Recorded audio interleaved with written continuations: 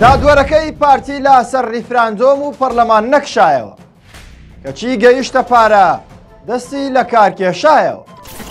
بۆچی پارتی تەنها لەسەر پرسی پارە هەستیارە و هەڕەشەی تون دەکات؟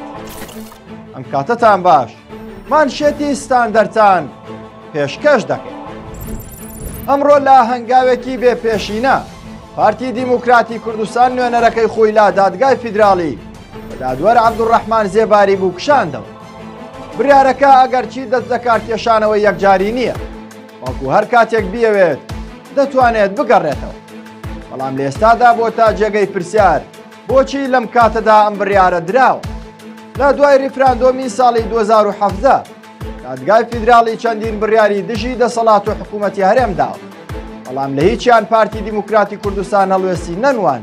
گرنگترین ئەو بابەتانەی دادگای فیدراڵی بڕیاری لەسەر داون بریتین لە هەڵۆشاندنەوەی ریفراندۆم و هەڵۆشاندنەوەی یاسای نەوت و غازی هەرێم و هەڵۆشاندنەوەی پەرلەمان و هەڵۆشاندنەوەی ئەنجومەنی پارێزگاکان و ناردنی موچەی ڕاستەوخۆیە. پارتی دیموکراتی کوردستان تەنها بڕیاری کۆتایی بە هەندوەرگرتووە و دادوەرەکەی بەهۆیەوە کشاندووەتەوە. ئەمەش پیشانی دەداتەم حیزبە تەنها خەمی پارەکەیەتی بە دەستی بگات. ریفراندۆم و پەرلەمان و دەستگاکانی دیکە ئەو بەهایەیان نییە. ئەمە یەکەم جار نییە دەسەڵات پیشانی دەدات کە ئامادەیە هەموو سازشێک لەسەر پارە بکات.